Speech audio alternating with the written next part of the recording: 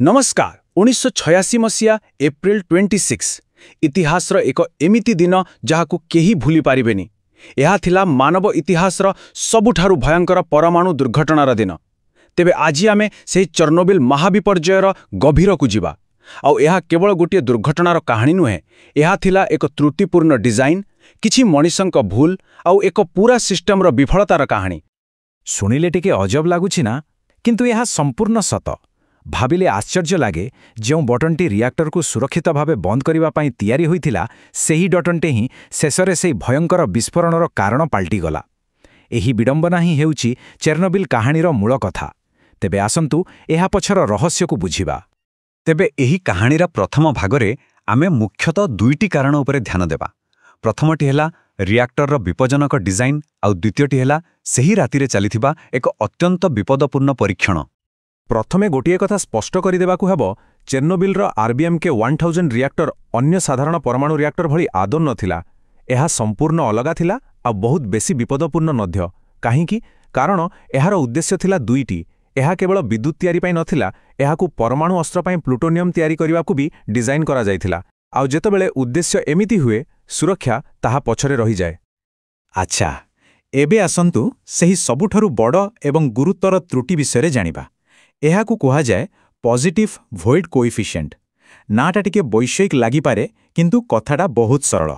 देखंतु, साधारणतः जे कोनोसी रिएक्टर रे जेतेबेले ताहा अधिक गरम हुए आउ बाष्प बढ़े, परमाणु प्रतिक्रिया आपे आपे धीमा होई जाए। एहा एक प्रकारर सुरक्षा व्यवस्था। किंतु चेर्नोबिल रे सेठी ठीक उल्टा हेउथिला। जेतिकी बेसी बाष्प सेतिकी बेगरे प्रतिक्रिया, आहुरी बेगरे, शेषरे पूरा अणायत्त। एहा ठीक सेही कार भली जेउथिले ब्रेक दबाइले गाड़ीर स्पीड कमिबा बदलरे बढ़ी जाए। कल्पना करंतु तो। तणु एही रिएक्टरटी गुटिए टाइम बम भली थिला। आउ एहा पछरे थिला तीनोटी मारात्मक त्रुटिर मिश्रण। प्रथमतः सेही पॉजिटिव वॉइड कोएफिशिएंट, जहा विषय आमे कथा हेले। द्वितीय कंट्रोल रॉड, जेउ जिनसगुड़िक प्रतिक्रिया को धीमा करिबा कथा, तार अग्ररे ग्राफाइट लागिथिला।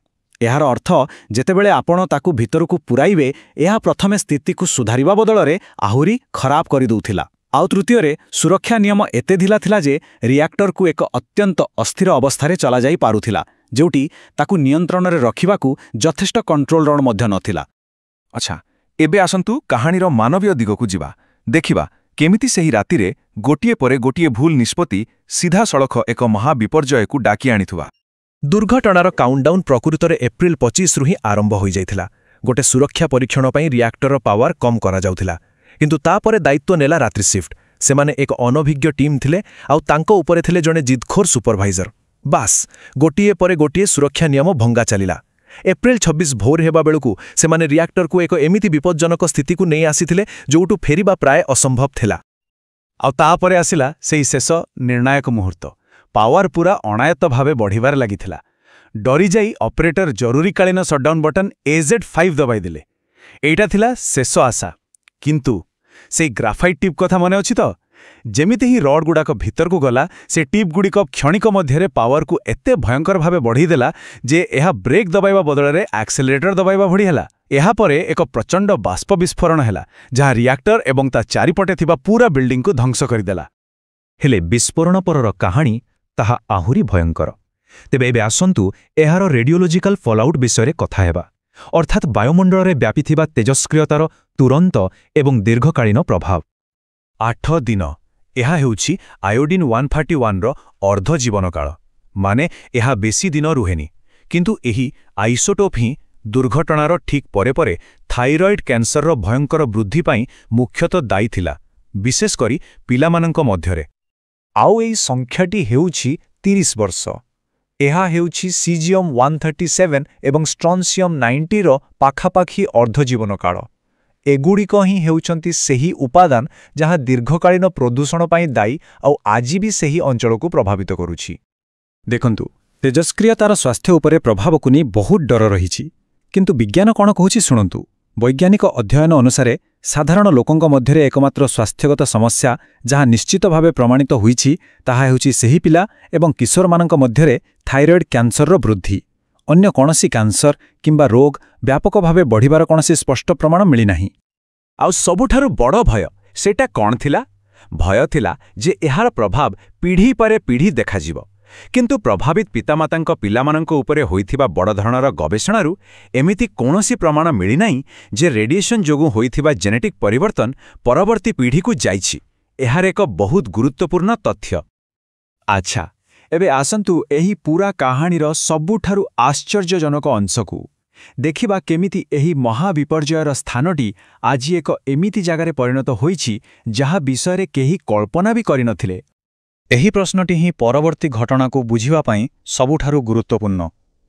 କ'ଣ ହୁଏ ଯେତେବେଳେ ଗୋଟିଏ ସ୍ଥାନରୁ ମଣିଷ ହଠାତ୍ ଗାୟବ ହୋଇଯାଏ? ଆସନ୍ତୁ ଦେଖିବା ଏହାର ଉତ୍ତର କ'ଣ। ଏହି ତଥ୍ୟକୁ ଦେଖନ୍ତୁ ଟିକେ। ଏହା ଏକ ଅବିଶ୍ୱସନୀୟ ତଥ୍ୟ। ଚେର୍ନୋବିଲ୍ ଏକ୍ସକ୍ଲୁଜନ୍ ଜୋନ୍ରେ ଗଧିଆମାନଙ୍କର ଘନତା ପାଖାପାଖି ଅନ୍ୟ ସଂରକ୍ଷିତ ଜଙ୍ଗଲ ତୁଳନାରେ 7 ଗୁଣ ଅଧିକ। ମଣିଷ ନଥିବାରୁ ଏହି ସ୍ଥାନଟି ଏହି ଶିକାରୀ ପ୍ରାଣୀମାନଙ୍କ ପାଇଁ ଏକ ସ୍ୱର୍ଗ ପାଲଟିଯାଇଛି। ଆଉ କେବଳ ଗଧିଆ ନୁହନ୍ତି, ମୁଜ୍, ହରିଣ, ବାରାହା ଭଳି ଅନ୍ୟ ବଡ଼ ସ୍ତନ୍ୟପାୟୀ ପ୍ରାଣୀମାନଙ୍କର ସଂଖ୍ୟା ମଧ୍ୟ ଅନ୍ୟ ରିଜର୍ଭ ତୁଳନାରେ ସମାନ ବା କିଛି କ୍ଷେତ୍ରରେ ଅଧିକ। ଏହା ଏକ ବ୍ୟାପକ ପାରିବେଶିକ ପୁନରୁତ୍ଥାନ ଆଡ଼କୁ ଇଶାରା କରୁଛି। ତେବେ ଏହାର ବୈଜ୍ଞାନିକ ନିଷ୍କର୍ଷ ବହୁତ ଗଭୀର। ବଡ଼ ସ୍ତନ୍ୟପାୟୀ ପ୍ରାଣୀମାନଙ୍କ ପାଇଁ ମଣିଷର ଚାପ, ଯେମିତିକି ଚାଷ, ଶିକାର ଏବଂ ଅନ୍ୟ ନିର୍ମାଣ କାର୍ଯ୍ୟ, ଏସବୁରୁ ହଟିଯିବାଟା ତେଜସ୍କ୍ରିୟତାର କ୍ରମାଗତ ନକାରାତ୍ମକ ପ୍ରଭାବଠାରୁ ଅଧିକ ଲାଭଦାୟକ ସାବ୍ୟସ୍ତ ହେଲା। ଏହାର ଅର୍ଥ ହେଉଛି, ବୋଧହୁଏ ସେମାନଙ୍କ ପାଇଁ ଆମେ ହିଁ ବଡ଼ ବିପଦ ଥିଲୁ।